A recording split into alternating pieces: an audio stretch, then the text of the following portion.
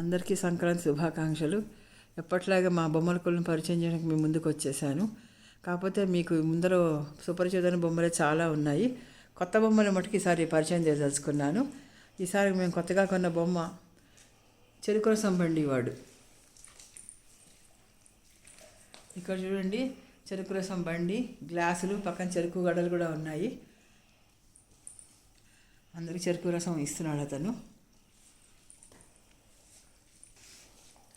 అలాగే ఇంకో కొత్త బొమ్మ చిన్నది టార్టాయిస్, గోవాలో కొన్నాం. ఇది షెల్ తోటి. చూడండి, టార్టాయిస్కి తలపాగా కళ్ళజోడు కూడా ఉంది. చూసారు ఎంత చిన్నగా మైన్యూట్గా చేశారు.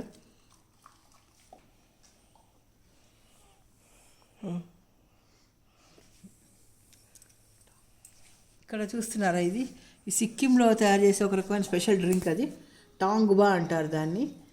ఇది మేము మన ఎగ్జిబిషన్లో, నార్త్ ఈస్ట్ ఎగ్జిబిషన్లో కొన్నాము. చూడండి ఎంత క్యూట్గా, ఎంత బాగుందో చూడండి. వాళ్ళ ట్రెడిషనల్ డ్రింక్ అనమాట అది. ఇంకో కొత్త బొమ్మ, అబ్బాయి పుచ్చకాయ ముక్కలు అమ్ముతున్నాడు. ఒక ఆవిడ వచ్చి పుచ్చకాయ ముక్కలు కొనుక్కుంటుంది. చూసారా, సగం ముక్క కోసి పక్కన పెట్టి ఎంత బాగా చేశారో కళాకారుడిది. కొత్తగా అలాగే ఇక్కడ ఒక ముసలాడు తిరగలితో పిండి విసురుతోంది. తిరగలిలో చాలామంది ఈ కాలం పిల్లలకు తెలియదు. తిరగలితో విసురుతోంది. ఇక్కడ కింద చూసారా, పిండి పడినట్టు. ఆవిడ బట్టలకు కూడా పిండి అంటి, చేతులకు పిండి అంటింది. ఎంత బాగా ఉందో చూసారా ఇది. ఇక్కడ ఒక అబ్బాయి పువ్వులు అమ్ముతున్నాడు. అరటి పువ్వులు చూడండి, దాని న్యాచురల్గా ఎంత బాగుందో పువ్వు, అరటి పువ్వు రంగు. క్యాబేజీలు, అలాగే ఆనపకాయలు అవన్నీ అమ్ముతున్నాడు. అతని ట్రెడిషనల్ అటైర్ కూడా ఎంత బాగుందో చూసారా. ఆ కళాకారులకు నిజంగా జోహార్లు. ఇంకొక అబ్బాయి అక్కడ కొబ్బరి బొండాలు అమ్ముతున్నాడు. చూడండి, కొబ్బరి బొండాలు, స్ట్రాలు కూడా ఉన్నాయి అక్కడ. అతను ఇస్తున్నాడు అందరికీను. చేతితో కొబ్బరి బొండంతో కొట్టే ఇన్స్ట్రుమెంటు ప్లస్ కొబ్బరి బొండాలు అవన్నీ ఉన్నాయి. అంతమైపోతున్న కుల వృత్తుల గురించి చెప్పడానికి కూడా ఈ బొమ్మల కొలువు ఎంతో పనికొస్తుంది. చూడండి, గొడుగులు బాగు చేస్తున్నాడు, గొడుగులు రిపేర్ చేస్తున్నాడు. ఒక అతను వచ్చి గొడుగు రిపేర్ చేయించుకుంటున్నాడు వాడి దగ్గరుండి. అలా గొడుగులు రిపేర్ చేస్తున్నాడు. అలాగే ఇక్కడ పోలీస్ అతను ఉన్నాడు ఒక అతను. అతని డ్రెస్ కూడా చూడండి ఎంత బాగున్నాయి అను. అతను మొత్తం మార్కెట్ని అంతా నిగరాని చేస్తున్నట్టుగా అనిపిస్తుంది కదా. ఈ కళాకారులు ఒరియా సాంప్రదాయం ప్రకారం నృత్యం చేస్తున్న కళాకారులు. తప్పెటలు అవి మోగిస్తూ వాళ్ళు డ్యాన్స్ చేస్తున్నారు. వాళ్ళ అటైర్ కూడా చూసారా ఎలా బాగున్నాయి, ఎంత రేడియంట్ కలర్స్ తోటి ఎంత బాగున్నాయి చూడండి. వాడు ముఖ కవళికలు అవన్నీ. మూర్ఛ, లక్ష్మణ స్వామి మూర్ఛ. ఈ సంవత్సరం ఇంకో కొత్త బొమ్మ కథాకళి బొమ్మ. కథాకళి కళాకారులు వాళ్ళు వేసుకునే వేషధారణ అవన్నీ కూడా ఎంత బాగా తయారు చేశారు. వాళ్ళు వేసుకున్న నగలు అవన్నీ కూడాను. ఈసారి కేరళ నుంచి మా శ్రీవారు తెచ్చిన బొమ్మ అది. అలాగే పైన కూడా డెకరేషన్ అదే చేసాం. కేరళ సైడ్ బొమ్మలు 2 ఏనుగులకు అలంకారం చేస్తారు కేరళలో. అవి అక్కడ వాటి మార్కర్, కేరళ మార్క్ అవి.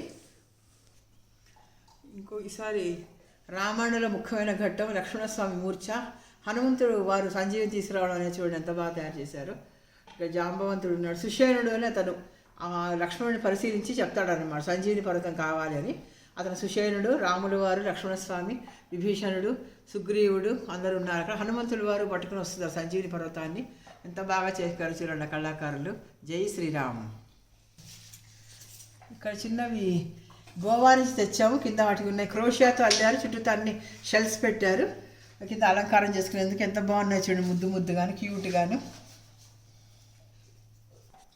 ఇక్కడ ఒక అతను టీ స్టాల్ పెట్టుకున్నాడు చూడండి, పప్పు టీ స్టాల్ అని. ఎంత బాగున్నాయి చూడండి. కెటిలు, షుగరు, చాయ్ పొడి, అతనికి టీ గిన్నె, పక్కనే కడుక్కునే గిన్నె. వాడు కూర్చొని బెంచీలు ఉంటాయి, బెంచీల మీద కూర్చోవడం. టీ గ్లాస్తో మట్కాలు అంటే మట్టి విధానంతో ఇస్తున్నాడు. ఎకో ఫ్రెండ్లీ అనమాట. అతను పేపర్ చదువుతున్నాడు. కలకత్తా వాడ బొమ్మది. కలకత్తా వాడ ఫేసెస్, వాళ్ళ డ్రెస్సెస్ అవన్నీ చూడండి ఎంత బాగా చేశాడు. పైన కొన్నాం, అక్కడ గోవాలో వెళ్ళినప్పుడు కొన్నామండి ఏనుగు. హ్యాండ్మేడ్తో చేశారు. ఎంత బాగుందో చూడండి. చేతి వృత్తి కళాకారులకి మనం కూడా చేయుతని ఇవ్వాలి కదా. ఎంత బాగుందో చూడండి. అది అంతా మా బొమ్మల కొలువుకి అందాన్ని ఇచ్చేసింది. ఇక్కడ ఇంకొకటి శిల్పారామంలో కొన్నాము. ఇది పేవుతో చేశారు, లాంతర్ లాగాను. మనం ఇంతకుముందు లాంతర్లు పెట్టుకునేవాళ్ళం. ఇప్పుడు లాంతర్లు చిన్నపిల్లలకు కూడా తెలియట్లేదు.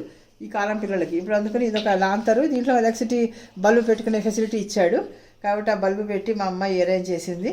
బాగుంది కదా. ఈసారి కొత్తగా మళ్ళీ వాటర్ బాడీ కూడా పెట్టడం జరిగింది.